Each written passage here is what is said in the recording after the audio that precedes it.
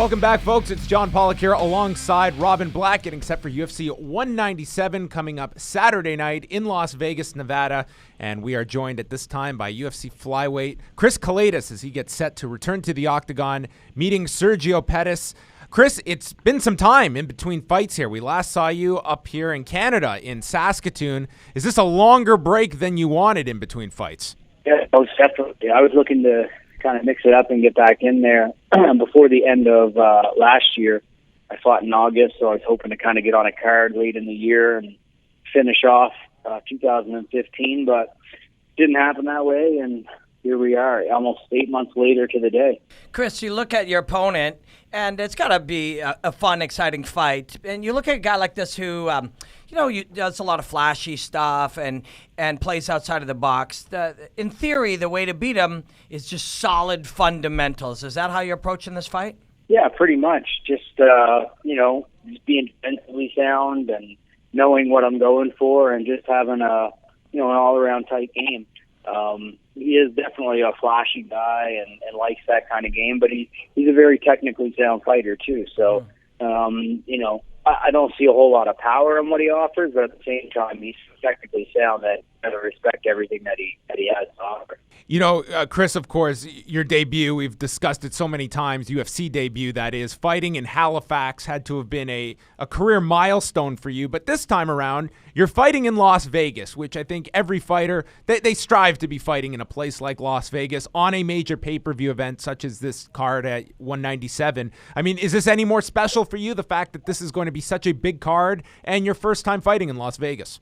Yeah, for sure. I mean, fighting in Vegas is definitely on the bucket list, so it's nice to have that opportunity, and of course with the card that's happening. I know there's been some changes, but yeah, I mean, I'm really excited for the opportunity and to be on the Fox Sports 1 portion too. So everybody gets a chance to see. It's kind of the best of worlds collide. So I'm excited for it. Given the nature of the short notice call you got back in Halifax in 2014, what would your advice be to an Oben St. Preux who is on extremely short notice, has to prepare for a 5-round fight against a guy like John Jones? I mean, what do you have to do where time is kind of thrown out the window in terms of preparation? I think it all just comes down to the mentality and your mindset, really. I mean that's the biggest portion, I think, of fighting in general is just having a strong mind. We train like beasts. You're either ready or you're not. It all just comes down to your mentality and telling yourself that you're ready and taking the opportunity and doing the best that you can with it. Mindset and the study of combat sports mentality is something I'm really, really into. And I've talked to a bunch of fighters lately. A guy I spoke to last weekend in Montreal, a UFC fighter, and he viewed, because the fight itself is such a tiny piece of what it is to be a professional athlete, he viewed the fight as this test he has to take. Then I've talked to other fighters who view it as the vacation when they finally get to go in there and do it. It's only 15 minutes in your 8-month period, but how do you view that 15 minutes? How do I view it? I don't know. I've never really thought about it. I mean, I just try to be as relaxed as possible and enjoy the moment. All that training that you've been doing, your body should almost blindly take over and do the right things that it's supposed to. It's just about, what I said about the mind and just quieting the mind enough that you let what you've been drilling and doing for the last several months just take place. And a lot of guys, I think, have a problem with shutting that part of their body off. They think too much maybe, or they put too much pressure because of that. I just like to be as relaxed as possible and just let it happen, Is that something that has evolved throughout your career, Chris, or have you always been able to kind of throw away the stage and the platform that you're on and just simply, hey, this is what I do every single day. This is my profession, and I'm going to replicate all of my training and just put it in front of people? Yeah, I mean, that's how I've approached it. I mean, I wouldn't say that I've perfected it. I mean, you get to this level, and then you've got other things and other distractions and other situations that you have to deal with. So I think I'm adjusting myself accordingly now to the bigger stage and to the higher opportunity. But it's still, fundamentally it's still the same. It's just it takes a few adjustments, a few fights to get used to it, and I don't have 20 or 30 fights like some guys do. So every fight for me right now is a huge jump forward with just having that ring experience and feeling comfortable in there. One thing that has to help you, we've got the chance at Fight Network and in Canada to watch you and analyze your fights way before you got in the UFC. And you've always been a game day guy. You've got all the skills. You've got the ability to go in and make all of it work. But you're a game day guy right down to that UFC debut and every fight you've been in. And when you walk in there, that's got to give you confidence knowing that that's a trait that you've developed. Yeah, I think it definitely it takes that edge away. I mean, with some guys, maybe they have that pressure of, am I going to perform?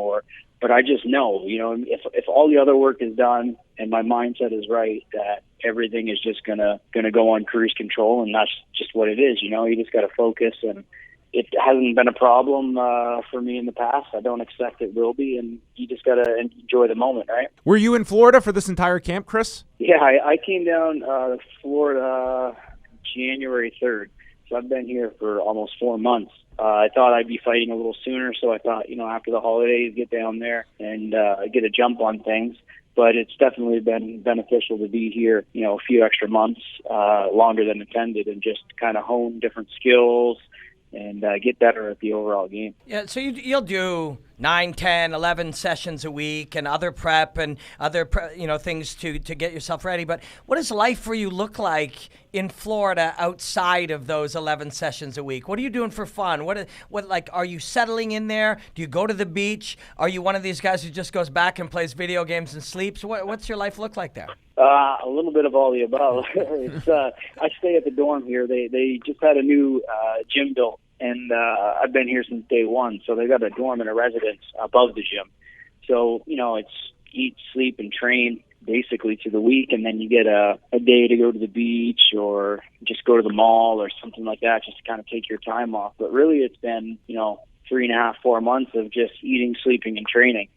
So I've enjoyed it, but I'm more than happy to go home at this point. And who's the secret weapon or two that's kicking around 125, 135 that people don't know about? That's a training partner that is really, really challenging to train with and really talented that we don't know about. Man, there's a whole stable of guys here that are at that weight class that are really good. I know that there was a few that were going to be heading down to Vegas the weekend of this fight for the Ultimate Fighter tryouts. Unfortunately, that's been changed. So right. There's a couple guys. Matt Schnell is another one. Danger, we call him. He is the Legacy 125. He's won the belt there. He's a good guy, up and comer. Jamie Alvarez, he's another guy. There's a whole bunch of guys here that push me. Kyoji Horiguchi's been here. He's away right now, but he's been here almost the same amount of time that I have been. So he's been a good trading partner. All these guys, everybody gives you a different look every day, every session. So, you get well versed in different movements and different abilities. So it's definitely been hugely beneficial, and it's just it's a test every day for sure. One final thing, Chris, this won't apply to UFC 197, but California is introducing this, and some other commissions are as well experimenting with the idea that fighters will be able to weigh in earlier in the day on the Friday before a Saturday card, as early as 10 a.m. in the morning, with the idea you'll have much more time to properly replenish yourself and be ready for that fight Saturday night. As a fighter, would you welcome that change if you were to fight in California, or if they start introducing it in other major commission states? I don't know. I haven't really even thought about that, to be honest. I mean, the immediate thing for me, I guess, is there's been a few guys that I've trained with here that have been from the UK, and they do a lot of their weigh-ins earlier in the morning. Yeah. And to me, it's a pain in the butt to have to be cutting weight through the night, or earlier in the morning, or having to cut the weight the next day to sleep. And so, I mean, it's a whole new set of logistical things, I guess.